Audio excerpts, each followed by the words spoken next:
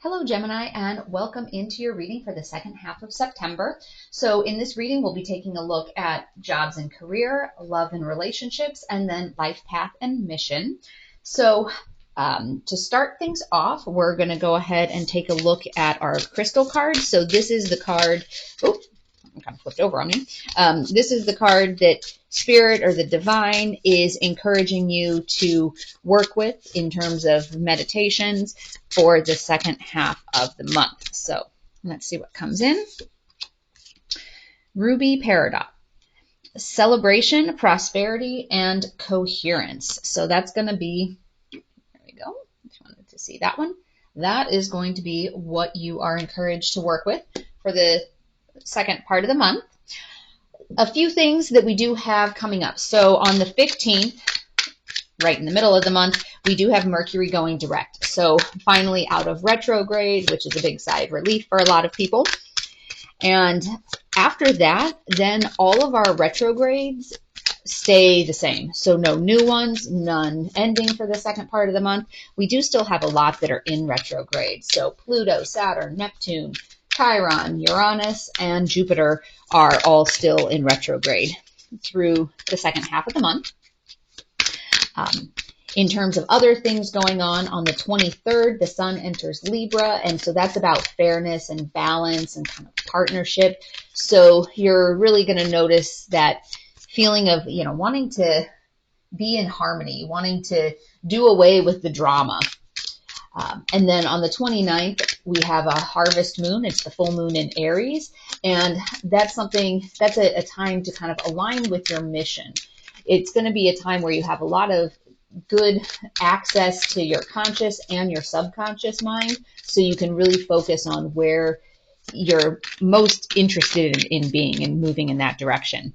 As a heads up, you may have a little bit more of a short temper during that time period. So just kind of be mindful of that as the full moon happens.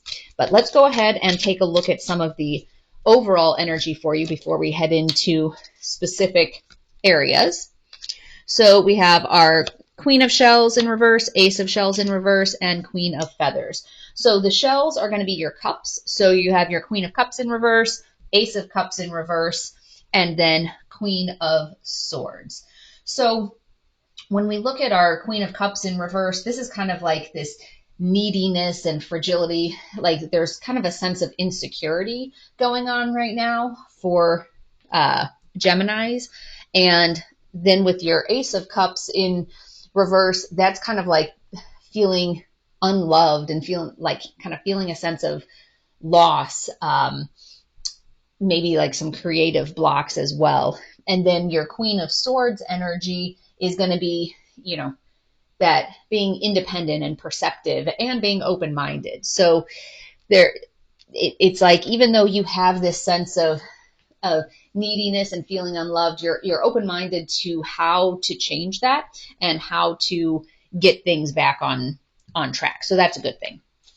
But let's go ahead and jump into our reading today and see in those specific areas of life what all is coming up for Gemini. All right. So in terms of jobs, careers, in the recent past, we have 10 of Cups in reverse, currently sitting in the Two of Pentacles in reverse energy. And the next level of energy coming through is 5 of Wands in reverse. So in the recent past, you've had the job or career situation has kind of created some disharmony at home, maybe a sense of like separation or family troubles based on what's been going on at work. And you're really in this, it's kind of pushed you into this feeling of you have too many balls in the air. They have too much going on and you're having a hard time staying focused on and organized, but staying focused on what is it that you want to do because there's too much going on. And that's going to be pushing you into this sense of resolution or peace. Like you're finding some sort of a solution to it because this is not working for you. So that's good that it looks like that's going to be coming to some sort of a sense of resolution, or you're finding a solution to that. So let's take a look at the timing there. see what all is coming up from a timing perspective. Once you forgive yourself. So some of this, in terms of too many balls in the air, it's kind of coming to terms with the fact that you probably have too many things that you're juggling because you're not focused. Like you're trying to, do I want to do this? Do I want to do this? Do I want to do this? Or at your current job, depending on what type of a job you have, it could be a matter of people keep giving you projects and you keep saying yes. Like you don't want to let anybody down. You don't want to hurt anybody's feelings. So you don't have very good boundaries. So once you forgive yourself for that and kind of acknowledge that, hey, this is what I'm doing, but this really isn't in my overall best interest, then you'll kind of find the solution for how do you navigate that. All right, let's take a look at love and relationships. So in the recent past, we have the Emperor currently sitting in the Lover's energy, with the next level or the next energy coming in being Ace of Pentacles. So in the recent past, you've had kind of that strong masculine energy, that driven energy. And some of that is almost like more in the headspace type of situation. Like, okay, this is what we're doing. This is the way things need to go. So you kind of had shifted out of the heart space and into the head space. Currently in the Lover's energy, which is good because that's that divine connection that's uniting your masculine and feminine side.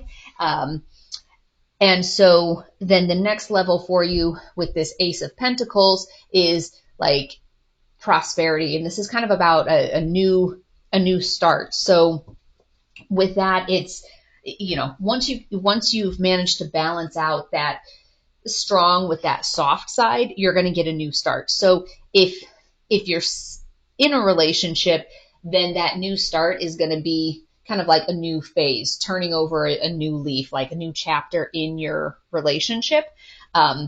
So especially as we're kind of being mindful of, we had our Queen of Shells, that's Queen of Cups. So as we had this like neediness and fragility, like that sort of energy, it's almost like that's being masked by this Emperor energy. So how you're showing up from a relationship standpoint is, okay, that's what I'm going to do because I don't want to be needy. So I'm going to, your solution to that was to show up in the Emperor. So with this energy being here now, it's kind of weaving the two of those together to put you in a more balanced state of mind. So let's see, with this Ace of Pentacles energy, which is about that new opportunity, new start. Let's see when that newness is going to be coming up for you. It's already in motion. So that's good. That means that behind the scenes, and this could be something where it's happening, your things have already started shifting with your partner and you just don't know yet. And so it's already in motion is good. That means that things are going to move quickly into that Ace of Pentacles energy for you. All right, now let's take a look at life path and mission for our Gemini. All right. In the recent past, you've had Eight of Wands, which is a good fast-moving energy, and you're currently sitting in the Sun. And the next level for you is the Hierophant in reverse.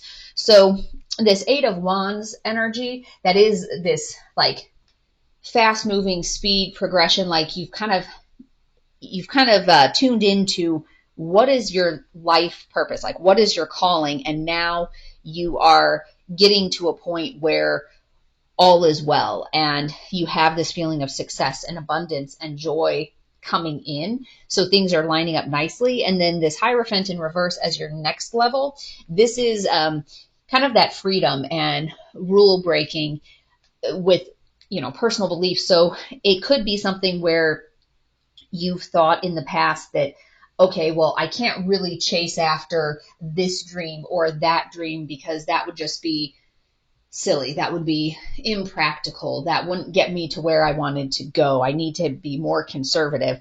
And you're realizing that the next level of energy coming in is no, you don't have to be that. You don't have to stick to rules that somebody else created about what your life path, what your mission looks like. You're on your own path. You're on your own mission. You have this perceptive, like independent mindedness, and this is about truth as well. So with this Queen of Feathers, it's perception and truth. Oh, I don't know. Maybe it's not really focusing in on that very much, but, so that's going in a good direction. And even, with the work part, that you're overcoming some of these obstacles, some of these too many balls in the air type of feeling. And so some of it is that maybe part of this needs to go away to be able to merge this line with this line. Because ideally, if you are able to find a way to weave together your actual job that's paying the bills and your life path of where you feel you're being called to go, and these two are going to be intertwined. The partner that you choose to be with is a big part of your life path. And then also because, that's where a lot of your energy is during the day, is with your partner, and how are you interacting there? How can you two play off of each other? And the other big area is your job. Most people spend a significant portion of their day at their job. And so it's how do you pull these two in alignment with your life path? And it looks like things are in motion, pulling all of these pieces together. So really a great message there for the Gemini out there, that things look like they're turning the corner and coming together for you. So it's that celebration, prosperity, coherence, like that the different pieces of your life are starting to come together in the way that you were wanting them to come together. So let's take a look at your moon card. Don't let pride get in your way. So again, from here, when you're finding solutions, somebody may have a good idea to share with you, but don't, even if it's coming from an unconventional source, don't let pride get in your way of having this great idea, having this great potential solution. Okay, let's see what's coming up in our soul journey card. Grief. I understand that losing something is an opportunity to appreciate it. So it could be that some of the, from a job perspective, if you have too many balls in the air, maybe one of them has to go. And then you'll see what things look like there. But let's pull another one, because that grief card isn't necessarily in alignment with the rest of what's going on out here. Love. I commit to the practice of seeing the good in all things. So leading with love here is going to, I think, get you where you're wanting to go in all aspects. So let's take a look at one more oracle card for you and see what comes up there. Your hard work will pay off. So that's, your hard work in terms of this line with an actual job, but then also this fast moving energy where you're getting your blessings and looking at things a little bit differently. That's going to pay off for you in terms of keeping you on your path. And even here, your hard work and your perseverance in your relationship is going to pay off, because you were in the Emperor energy and now you've kind of shifted, like we talked about, to a little bit more of that like clingy energy. But you went from the kind of really masculine side to more of like a wounded feminine side, and now the two are coming together to meet in that Lover's card to give you that new kind of fresh start that you're looking for within your relationship. So really overall a beautiful read for the Gemini out there. So I hope you found this message to be helpful today. And as always, take only what resonates and leave the rest behind. So check out the other videos on the channel. There was recently posted one of those pick your pile videos. Is this your person? A message from your person, and a twin flame reading if you're on a twin flame journey. So if you want to be alerted to when the new videos are posting, make sure to hit that subscribe and notification bell. Otherwise, I wish you peace and joy along your journey. Until next time, bye-bye.